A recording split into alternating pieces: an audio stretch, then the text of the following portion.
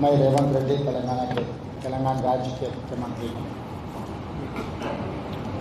कुछ दिनों से महाराष्ट्र के बीजेपी उनके साथियों तेलंगाना के खिलाफ कुछ झूठे बातें कह रहे थे। हम लोग कुछ ध्यान नहीं दिए, मगर देश के प्रधानमंत्री श्री नरेंद्र मोदी जी ने तेलंगाना के बारे में और हमारे गारंटीज के बारे में झूठ बोलना शुरू किए। तो मैं ये सोचा था मोदी जी ने झूठ बोलना नहीं छोड़े तो हम सच्चा बोलना भी नहीं छोड़ने वाले हैं। इसीलिए आज मैं मुंबई आकर महाराष्ट्र की जनता को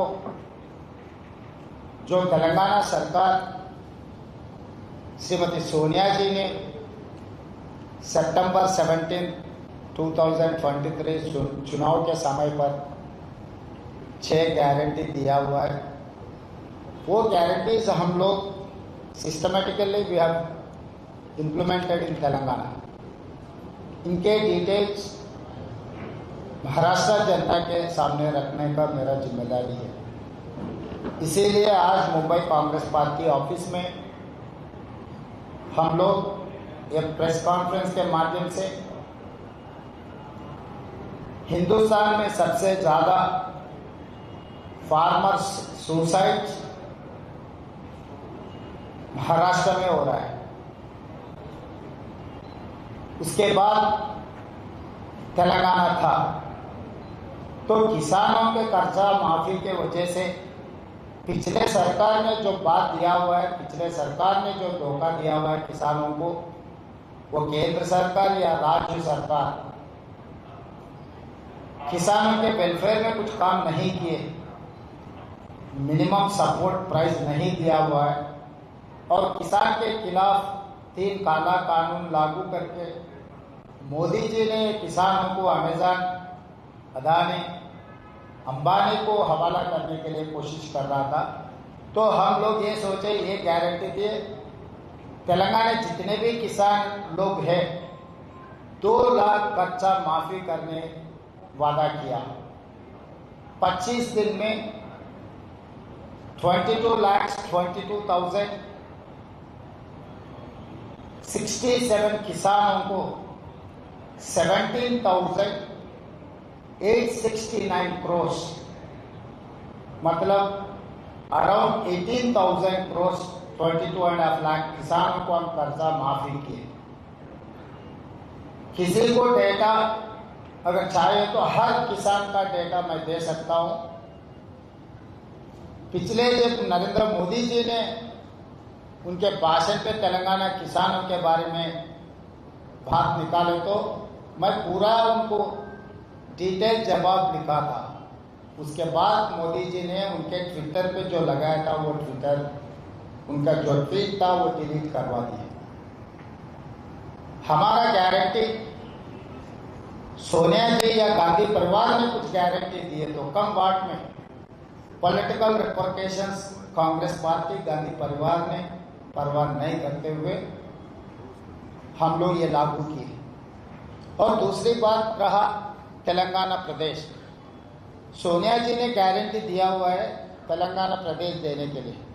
70 साल हमारा जो लड़ाई थे तेलंगाना प्रदेश के लिए, सोनिया जी गारंटी के वजह से तेलंगाना राज्य ने बनाया। और आगे बेरोजगारी, पिछले 10 साल बीआरएस सरकार ने जो बीजेपी के दोस्त उन लोग जो वादा किए, नौजवानों को धोखा दिया हुआ है। इसीलिए हम सरकार बनते 10 महीने में 50,000 सरकार नौकरी दिया हुआ है। गिने तो 1 घंटा को 8 नौकरी तेलंगाना सरकार ने बेरोजगार युवकों को सरकार नौकरी दिया हुआ है। कोई भी यहाँ पर पत्रकार या भारतीय जनता पार्टी या नहीं तो एकनाथ शिंदे जी के परिवार या नहीं तो अजित पवार के परिवार, कोई भी तेलंगाना आए तो हम पूरा डिटेल्स उनको देंगे 10 महीने में हम लोग 50,000 सरकार नौकरी दिया हुआ है तेलंगाना में। और इसके अलावा महालक्ष्मी 500 रुपीज सिलेंडर, आज 500 rupees cylinder almost 49 lakh families are utilizing 500 rupees cylinder, and 200 units, up to 200 units free power, almost 50 lakh परिवार में फ्री बिजली इस्तेमाल कर रहा है तेलंगाना में। एंड पैडी प्रोक्यूरमेंट तेलंगाना सरकार ने दे रहा है 500 rupees bonus, MSP plus 500 rupees. ये सब सारे तेलंगाना सरकार, तेलंगाना राज्य में जो किसानों को, युवकों को, महिलाओं को और RTC bus Mahalakshmi free ride in RTC buses. 1,04,00,000 women have utilized last 10 months this facility.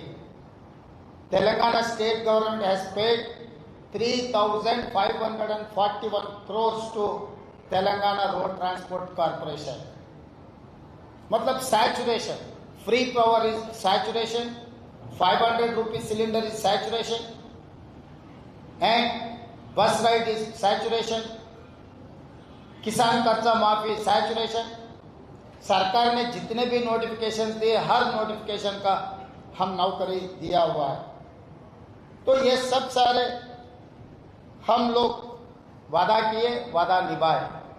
Other than this caste census, जो राहुल जी बार बार कह रहे थे this is X-ray, I wanted to extend that X-ray mega family health checkup.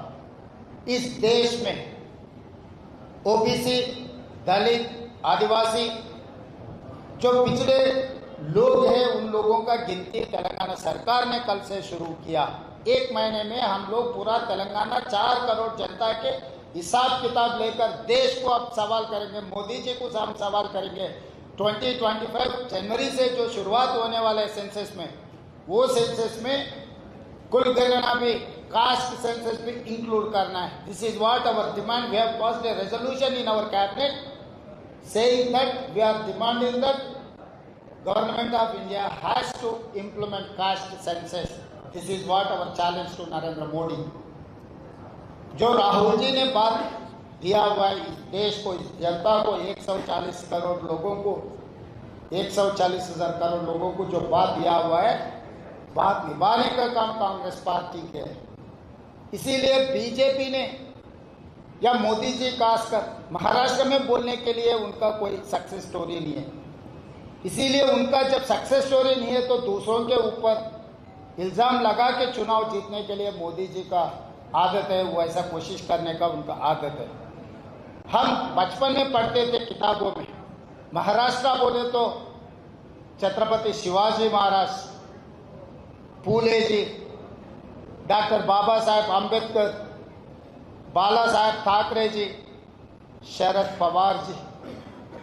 अभी इतना तकलीफ हो गए, हम कुछ पढ़े थे, कुछ सुने थे, मगर आज कुछ देख रहा है। एकनाथ शिंदे जी, अजित पवार जी, ये वीरों का धरती है। ऐसे धरती में जो गुजरात के गुलाम बनकर एकनाथ शिंदे जी और अजित पवार जी ने सरकार चलाने के लिए, इस चुनाव जीतने के लिए जो कोशिश कर रहा है, झूठों पे झूठ बोलकर। इसीलिए आज मैं भारतीय जनता पार्टी को वो नाम से बुलाया तो ठीक नहीं है, भारतीय झूठा पार्टी। ये भारतीय झूठा पार्टी को महाराष्ट्र के जनता इस चुनाव में हराना है। इस चुनाव कांग्रेस पार्टी जीत या नहीं, शरद पवार, उद्धव ठाकरे की जीत नहीं है, ये सच्चा की जीत है। इस जीत में पत्रकार लोग, आप भी हमारे साथ में रहना है, क्योंकि ये आपके महाराष्ट्र के identity, it's a pride of Maharashtra. दो स्वाभिमान, जो दो गुजरात के नेता लोग आपके ऊपर दबावट रख के आपके जो भी इन्वेस्टमेंट आ रहे हैं महाराष्ट्र को, 17 big investments they have transferred to Maharashtra to Gujarat. ये नुकसान आपका हो जा रहा है। इस देश में उत्तर प्रदेश सबसे ज़्यादा पॉपुलेशन है, politically number 1 is Uttar Pradesh, number 2 is Maharashtra. 48 parliament seats है। राजनीति में महाराष्ट्र का एक स्पेशल आइडेंटिटी था, मगर आज के तारीख में कोवर्ट नेता लोगों के नाम सुने आ रहे इस देश में। Financially number 1, population number 2, politically number 2।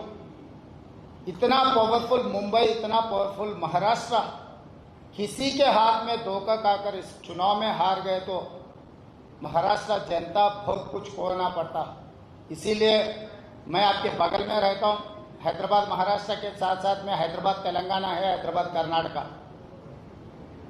तो मैं आपके बगल में आपके भाई हूँ, बगल से आया हुआ हूँ। आपके लिए हमारा दिल का धड़कन है। इस चुनाव में भारतीय जनता पार्टी को हरा दो, क्योंकि आपको धोखा दिया भारतीय जनता पार्टी। वो पार्टी को हराकर सबक सिखाने का वक्त आया। धन्यवाद मित्रों।